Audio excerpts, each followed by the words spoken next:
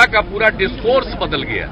तो ऐसी परिस्थिति में इस सरकार का नेतृत्व करना मेरे लिए संभव नहीं था, इसलिए मैंने त्याग पत्र दे दिया।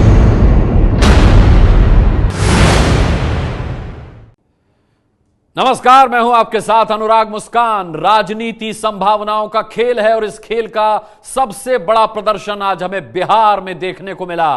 बिहार में आया है राजनीतिक भूचाल। क्या है अब तक की बड़ी बातें, ये सबसे पहले आपको बताते हैं और फिर ताजा अपडेट देंगे। ये देखिए बड़ी बातें। नीतीश का सीएम पद से इस्तीफा हुआ। नीतीश ने कहा कि अब मौजूदा माहौल में काम करना मेरे लिए मुमकिन नहीं था। लालू का साथ छोड़कर बीजेपी के साथ अब वो जा रहे हैं। 4 साल बाद बीजेपी की बिहार की सत्ता में वापसी हो रही है। बीजेपी ने नीतीश को समर्थन दिया, समर्थन का ऐलान किया। चिट्ठी भी पहुंचाई जा चुकी है समर्थन की नीतीश कुमार के पास। और अभी ही राजभवन जाकर के नीतीश कुमार सरकार बनाने का दावा पेश करेंगे। आज 2 बार राजभवन के चक्कर उनके लगे। एक इस्तीफा देने वो गए थे और एक अब जाएंगे दावा पेश करने। 4 साल के बाद बीजेपी के साथ उनकी सत्ता में वापसी हो रही है। 2013 में जो बीजेपी के साथ मोह भंग हुआ था नीतीश कुमार का, अब एक बार फिर से दोनों का गठबंधन हो गया है।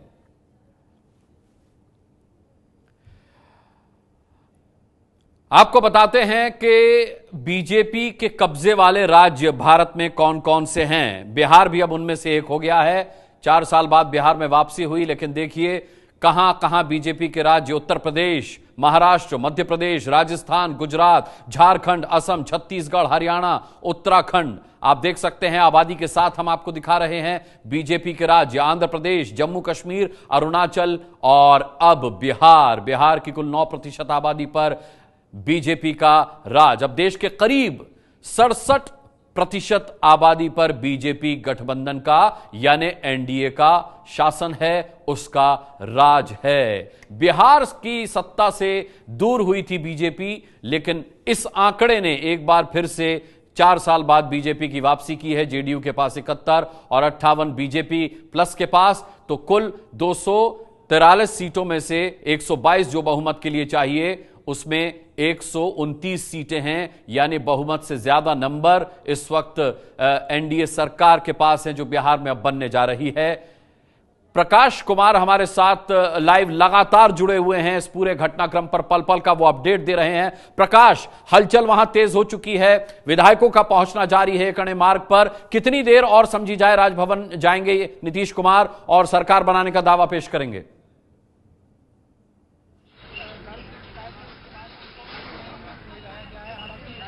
ये जो नीतीश कुमार और नरेंद्र मोदी के बीच में लव एंड हेट का रिलेशनशिप था, पहले तो इन्होंने जबरदस्त तरीके से विरोध किया नरेंद्र मोदी का, लेकिन प्राइम मिनिस्टर बनने के बाद कुछ ही दिन बाद ऐसा लगने लगा था जैसे नीतीश कुमार महागठबंधन में बिल्कुल अंदर से टूट रहे हैं। और उसके बाद फिर रोमांस शुरू हो गया। और ये पहला था जब डीमोनेटाइजेशन नोटबंदी के मामले में नीतीश कुमार मधुबनी गए हुए थे और वहां पर उन्होंने देखा कि उनकी सभा में जैसे ही नोटबंदी की चर्चा की तो जबरदस्त तरीके से तालियां बजी।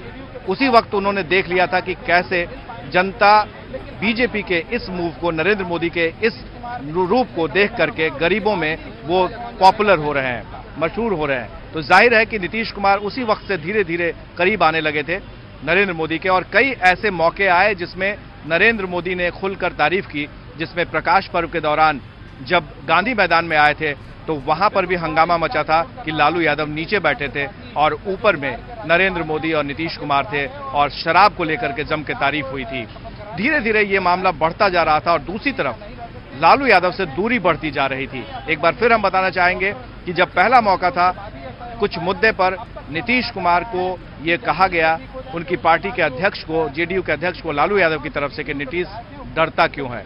और फिर दूसरा मौका था जब तेजस्वी यादव ने यह जताया कि जब तक वो चाहेंगे तब तक नीतीश कुमार मुख्यमंत्री रहेंगे, हमारे चाचा मुख्यमंत्री बने रहेंगे। और तीसरा, हाल ही में कुछ ही महीने पहले राबड़ी देवी ने कहा था कि जनता तेजस्वी को चाहती है कि वो मुख्यमंत्री हों। इस तरह से मामला दूरी बढ़ती जा रही थी, विश्वास दोनों के बीच में टूटता जा रहा था और दूसरी तरफ जो रोमांस था वो बीजेपी के साथ, नरेंद्र मोदी के साथ बढ़ता जा रहा था।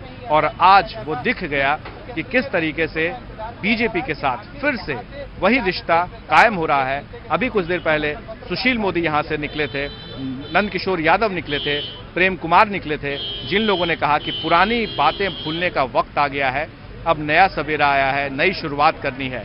4 साल बाद इसी एक अणे मार्ग में सुशील मोदी समेत तमाम नेता वो मौजूद हैं, एक साथ एक थाली में सब कोई खा रहे हैं, डिनर यहां पर चल रहा है।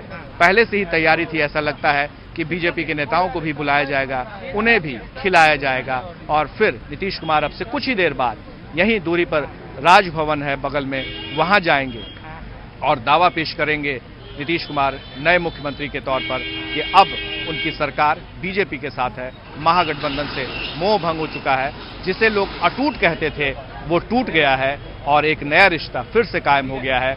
लेकिन ये सबसे बड़ा सवाल है कि महागठबंधन टूटने का कौन है जिम्मेदार, क्या नीतीश कुमार या फिर लालू और राहुल? ये क्योंकि इन लोगों ने भी कोई दिलचस्पी नहीं दिखाई जब नीतीश कुमार दिल्ली में दरवाजे दरवाजे घूम रहे थे, राहुल सोनिया से मुलाकात कर रहे थे, पर उससे उन्हें कोई जवाब नहीं आया। शायद ये भनक उन लोगों को भी लग चुकी थी कि धीरे धीरे बीजेपी के जो करीब आ रहे हैं नीतीश कुमार, अब उनका सरकार में नहीं रहेंगे और फिर से नई सरकार बनेगी।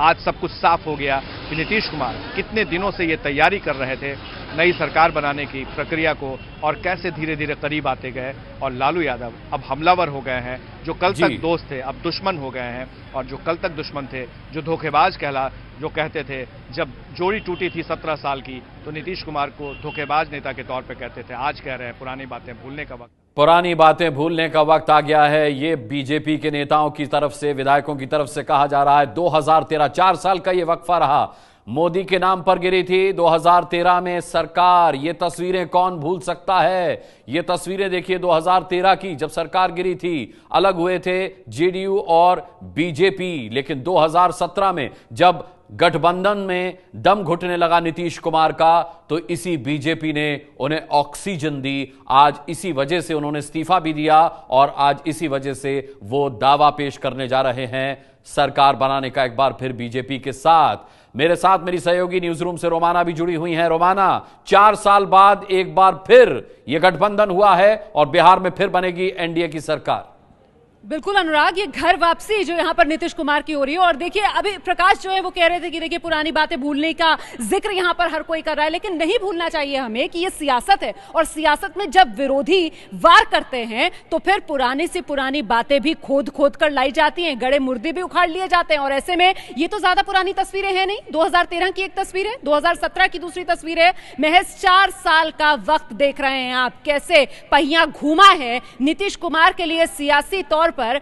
ये दिखा रहे हैं आपको 2013 तक मोदी और नीतीश कुमार एनडीए में थे, लेकिन 2013 में नीतीश कुमार ने सिर्फ नरेंद्र मोदी के नाम की वजह से एनडीए का साथ छोड़ा था।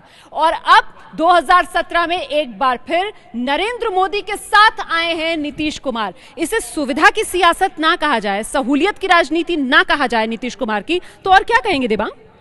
देखिए, सुविधा और सहूलियत की बात एक है, लेकिन सबसे बड़ी बात यह है कि जिस तरीके से ये घटनाक्रम चल रहा था, जिस तरीके से चीज़ें चल रही थी, उसमें साफ था कि ये इसी तरफ जा रहा है और इसको रोकने की किसी ने कोशिश नहीं की। सियासी मजबूरी है ये नीतीश कुमार की। नीतीश कुमार ने देख लिया कि भाई लालू यादव पर लगातार जिस तरह से दबाव पड़ रहा है, लालू यादव के परिवार पर जिस तरह से रेड हो रहे हैं, जिस तरह से वो उन रेड्स का जवाब दे रहे हैं, जिस तरह से परसेप्शन बन रहा है उनके खिलाफ, उनके परिवार के खिलाफ, उस हालत में आप क्या करते? और जिस तरह का दबाव नीतीश कुमार पर था लालू यादव के साथ रहते हुए, तो आप बाकी सब बातें बाद में करते हैं, पहले आप अपने बारे में सोचते हैं, अपने भविष्य के बारे में सोचते हैं, अपने वर्तमान के बारे में सोचते हैं। तो वहाँ पर उनको मुश्किल हो रही थी और एक तरीके से लगातार ये बातचीत हो रही थी। जिस तरह से उभार उन लोग देख रहे थे एनडीए का बिहार में, जिस तरह से नोटबंदी का उन्होंने समर्थन किया, वो एक बड़ी बात रही। उसके बाद भी इन लोग नहीं चाहते। अगर आप बड़ी बात देखें तो इसमें एक महागठबंधन एक ऐसा प्रयास था जिसमें ये कहा गया कि आप 2019 के लिए रास्ता खोलेंगे, कांग्रेस पार्टी जो है वो बाकियों से मिलेगी। कांग्रेस के बड़े नेता राहुल गांधी, सोनिया गांधी क्या किया इन्होंने? कुछ नहीं किया। ये एक समझने वाली बात है। कांग्रेस को अब जग जाना चाहिए, नहीं तो फिर कांग्रेस हमेशा के लिए सोती रहेगी। इसका जिक्र भी नीतीश कुमार ने किया, उन्होंने राहुल गांधी का भी नाम लिया अपनी प्रेस कॉन्फ्रेंस पे। और देखिए, हमें नहीं भूलना चाहिए अनुराग की राजनीति जो है वो परसेप्शन का बहुत बड़ा खेल माना जाता है, और ऐसे में नीतीश कुमार अपनी छवि जो उनकी सुशासन बाबू वाली है उसे कैसे हाथ से जाने देना चाहते थे। तो कुल मिलाकर नीतीश की 4 साल बाद ये घर वापसी। अनुराग, बिल्कुल नीतीश की घर वापसी, और पूरी तरह से इसे नीतीश की राजनीति के तौर पर अगर देखा जाए तो सुविधा और सहूलियत की राजनीति कहा जाएगा। कैसे 2013 में सांप्रदायिकता के मुद्दे पर मोदी से वो अलग हुए, मोदी के नाम पर उन्होंने बीजेपी से नाता तोड़ा। देखिए किस तरीके से सुविधा की राजनीति चल रही नीतीश कुमार की। 2017 में भ्रष्टाचार के मुद्दे पर लालू से वो अलग हुए, उन्होंने कहा मेरा दम घुट रहा था गठबंधन में। 2014 में लालू के भ्रष्टाचार पर उन्होंने समझौता किया सांप्रदायिक ताकतों को दरकिनार रखने के नाम पर। नीतीश मौके के हिसाब से क्या राजनीति नहीं कर रहे हैं, यह एक बड़ा सवाल है। करप्शन, सांप्रदायिकता पर समझौता करते हैं क्या नीतीश, यह एक बड़ा सवाल है। करप्शन के नाम पर लालू को छोड़ा, सांप्रदायिकता के नाम पर 2013 में मोदी को छोड़ा था। 13 में क्या कुछ कहा था जब बीजेपी का साथ छोड़ रहे थे नीतीश कुमार, देखिए। अनेकों बार कहे गए, लोगों ने कहा, भाई हमने कहा आप अपना नजरिया तो साफ कीजिए, हम लोग तो गठबंधन में रह सकते हैं, लेकिन अपना नजरिया तो साफ करिए। लेकिन नजरिया पर किसी की हिम्मत नहीं। क्या मजबूरी है, क्या परेशानी है, देश की जनता इसको कतई स्वीकार नहीं कर सकती है। हम कभी भी विभाजनकारी धारा को स्वीकार नहीं कर सकते हैं। विश्वासघात का आरोप हम पर लगता है। जो अपने बुजुर्गों का सम्मान न कर पाए वो हम पर विश्वासघात का आरोप लगाते हैं। क्या सम्मान किया, आडवाणी जी के साथ क्या किया, अटल जी ने क्या कहा था? अटल जी ने राजधर्म पालन करने की सलाह दी थी और हमने अटल जी की प्रशंसा की। तो देश आखिर कैसे चलेगा? जो थोपने की कोशिश, ये क्या है? ये लोकतंत्र है, ये तो अधिनायकवाद है। भारत क्या इसी प्रकार से चलेगा? देश में विकास की 2 धारा होगी, कौन सी धारा चलेगी? सबको लेकर चलने वाली धारा चलेगी या लोगों को थोपने वाली धारा चलेगी? यह अधिनायकवाद नहीं है तो क्या है? हमारे मित्र तलखी में थे, बहुत परेशानी में थे, मेरे कुछ कदमों की आलोचना कर रहे थे। लेकिन मैं पूछना चाहता हूं, मैं जानना चाहता हूं कि आखिरकार जब हम बिहार के गठबंधन की सरकार की उपलब्धियों का बखान करते थे तो ये किसी की आलोचना कैसे थी? हालत उनकी यहां पहुंच गई कि न उनको बिहार पर नाज था, न बिहार की अस्मिता पर नाज था, न अपने बिहार के काम पर नाज था। ये कौन सी प्रवृत्ति? मैंने तो उदाहरण दिया कि कहां गया 2005 में इतना अभिमान था तो बुलाते, 2009 में बुलाते, 2010 में बुलाते, लेकिन नहीं बुलाए। जानते थे कि हम जो कह रहे थे उसी में वोट मिलेगा। तो आज हम लोगों के साथ चलने से लाभ हुआ। जात पर आधारित राजनीति, कहां गया विकास? जात भी, विकास भी, सब चीज का घालमेल समझ लिया है कि बस एक हवा बह रही है। कहां हवा बह रही है? कॉरपोरेट जगत के द्वारा उड़ाई गई हवा में देश नहीं बहेगा। आया तो बार बार संदेशा, आया तो बार बार संदेशा अमीर का, आया तो बार बार संदेशा अमीर का, हमसे मगर हो न सका सौदा जमीर का। तो हम लोग एक राजनीतिक दल के नाते राजनीतिक निर्णय लेंगे। दीवार पर की लिखावट को पढ़ लिया, कल क्या होना चाहिए। हम लोगों ने आश्वासन चाहा, वो नहीं मिला। साफ साफ बात नहीं हुई तो इसके बाद तय हुआ। अब आज दुखड़ा रो रहे थे, मैं उनकी बात कर रहा हूं। आज थोपने की बात होगी। हमारा स्टैंड, हम लोगों का स्टैंड शुरू से साफ था। अगर बिहार में जो चल रहा था उसको चलने के लिए उसी तरह से छोड़ दिया जाता और दिल्ली में अटल जी के रास्ते को अख्तियार करने की कोशिश होती तो हम लोगों को कोई एतराज नहीं था।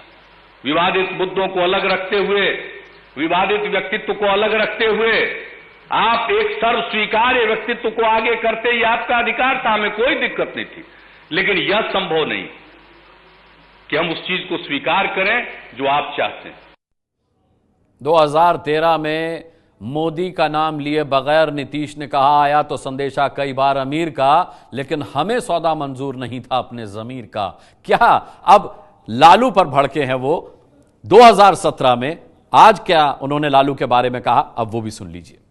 पूरा का पूरा डिस्कोर्स बदल गया। तो ऐसी परिस्थिति में इस सरकार का नेतृत्व करना मेरे लिए संभव नहीं था, इसलिए मैंने त्याग पत्र दिया। जितना भी संभव है हमने वह काम करने की कोशिश की है। 20 महीना भी पूरा हो चुका, 1/3 जिसको कहते हैं। अब लेकिन इस बीच में जो चीजें उभरकर सामने आई, अब उस माहौल में मेरे लिए काम करना, नेतृत्व करना इस महागठबंधन का संभव नहीं। हमने कोशिश भी की अपनी तरफ से, हमने कभी किसी का इस्तीफा नहीं मांगा। हमारी लालू जी से भी बातचीत होती रही है, तेजस्वी जी भी हमसे मिले। हमने यही कहा है कि जो भी आरोप लगे हैं उसके बारे में कुछ एक्सप्लेन कीजिए। जो कुछ भी फंसाने की कोशिश हो रही है या अन्य बातें कही जाती है, वो अपने समर्थकों के लिए कही जाती है, वो अपनी जगह पर है। लेकिन आम जन के बीच में जो एक अवधारणा बन रही है उसको ठीक करने के लिए एक्सप्लेन करना बहुत जरूरी है, और यह बात मैंने कही। लेकिन अब वह भी नहीं हो रहा है, और कुल मिलाकर माहौल ऐसा होता चला जा रहा है कि इसमें अब तो ऐसी परिस्थिति हो गई कि अब काम करना भी संभव नहीं हुआ। क्योंकि हम कुछ भी काम करें लेकिन परिचर्चा में एक ही बात है, और आज तक हमने इन बिंदुओं पर जो अपना रुख रखा है उससे अलग हम रुख नहीं रख सकते। हमने अपनी तरफ से गठबंधन धर्म का पूरा पालन करने की कोशिश की। जब पूरे माहौल को हमने देखा है और उसके बाद मुझको लगा कि मेरे जैसे व्यक्ति के लिए ये हमारे अंतरात्मा की आवाज है। हमने कई बार सोचा, अनेक दिनों से यह बात मेरे मन में चल रही थी, कोई रास्ता निकल जाए। हमने राहुल जी से भी बातचीत की, और आप सब जानते हैं उनका भी अब तक का जो रुख रहा है उसको देखते हुए, क्योंकि उन्होंने ऑर्डिनेंस फाड़ा था, तो ये सारी बातें थी, इसको देखते हुए कुछ ऐसा तो कीजिए। बिहार में भी जो कांग्रेस के लोग हैं, अध्यक्ष हैं, उनसे भी हमने कहा कि भाई कुछ ऐसा कीजिए जिससे सबको एक रास्ता मिले। लेकिन मुझको ऐसा नहीं लग रहा था कि एक बिला वजह का यह बात कि संवादहीनता है, मिल लेंगे समस्या का हल हो जाएगा, ऐसी कोई बात नहीं थी। हमारी लालू जी के साथ, आरजेडी के साथ कोई संवादहीनता नहीं थी। हमने अपनी बात कह दी थी, अब उस पर उनको गौर करना था। अब वहां की अपेक्षा होती है कि साहब हम संकट में तो मेरी रक्षा करो। यह कोई संकट नहीं है, यह अपने आप लाया गया संकट, इसको संकट नहीं कहते। आखिरकार आरोप लगा है तो उसका उत्तर देना चाहिए, प्रॉपर वस्तुस्थिति को स्पष्ट करना चाहिए। अगर उसको स्पष्ट कर देते तो हम लोगों को भी एक आधार मिलता। लेकिन हमने इतने दिनों तक इंतजार किया और ऐसा लग गया कि भाई वो कुछ कहने की स्थिति में नहीं है, कहना नहीं चाहते हैं। तो ऐसी स्थिति में मैं अब जवाब तो नहीं दे सकता, और जिस सरकार का नेतृत्व कर रहा हूं उस सरकार के अंदर के व्यक्ति के बारे में कुछ बातें कही जाती है, हम कुछ कहने की स्थिति में नहीं हो। वैसी स्थिति में इस प्रकार की सरकार को चलाने का कोई मेरे सामने कोई आधार नहीं। इसलिए हमने समझा कि चलिए और कुछ नहीं, अब ऐसी स्थिति आई जब तक चला सकते थे चला दिया।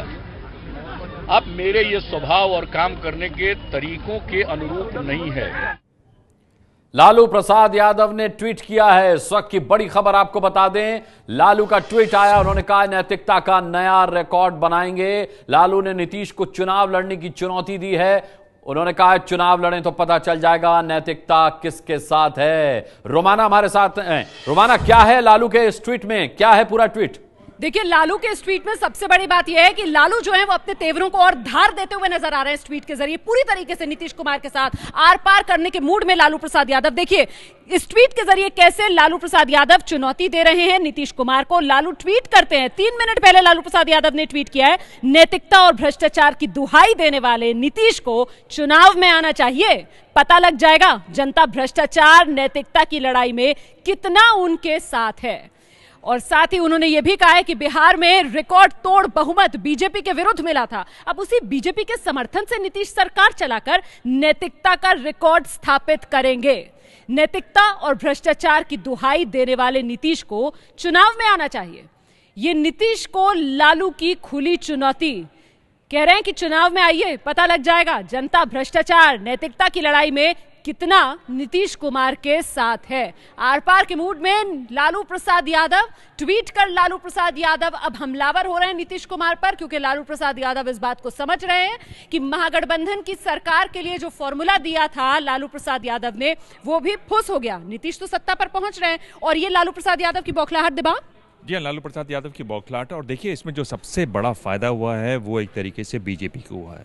बीजेपी की सरकार की वापसी है, बीजेपी की जो भविष्य की चीज़ है वो भी लगातार बनती है। और एक जो ताज़ा जानकारी और यहाँ पर जो वेबसाइट की खबर, इसमें भी ये खबर आ चुकी है कि कल इसका स्वेरिंग इन होगी, शपथ ग्रहण बिहार में कल होगा।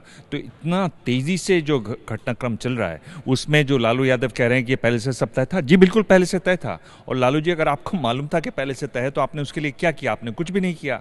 अगर आपको इतनी जानकारी थी तो आपने कुछ किया उसके लिए? कुछ भी नहीं किया। आपने अपने सहयोगियों से कहा कुछ करने के लिए, कांग्रेस वालों ने भी कुछ नहीं किया। तो पहले से तय था, वहाँ पर डिनर चल रहा है और कल स्वेरिंग इन की बात तय है। ये बड़ी खबर यहां पर दिबांग इस वक्त दे रहे हैं कि कल नीतीश कुमार शपथ ग्रहण लेंगे। जेडीयू और बीजेपी मिलकर बिहार में सरकार बनाने वाली है।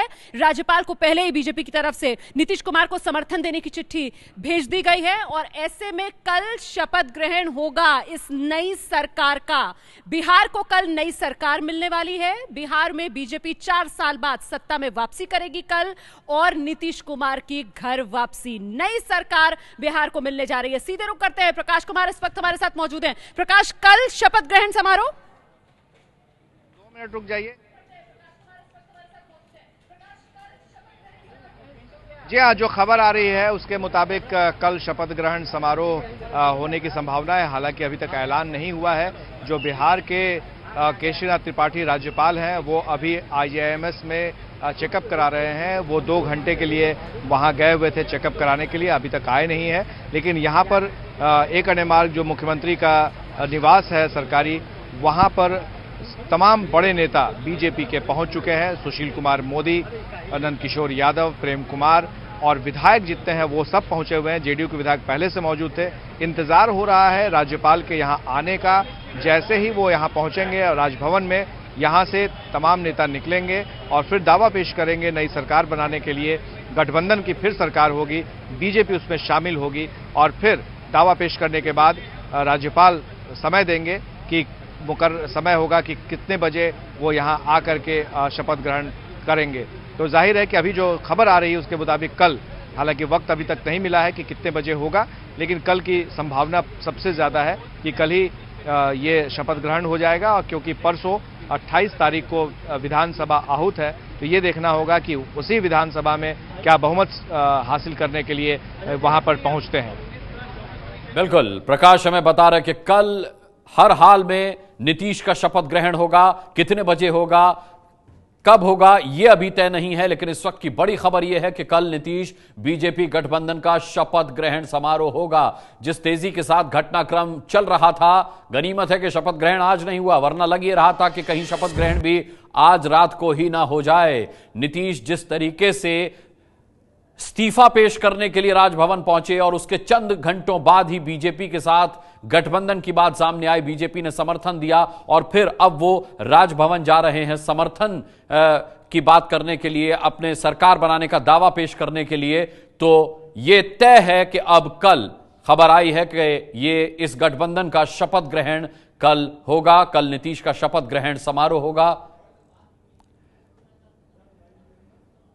ये है एबीपी न्यूज, आपको रखे आगे।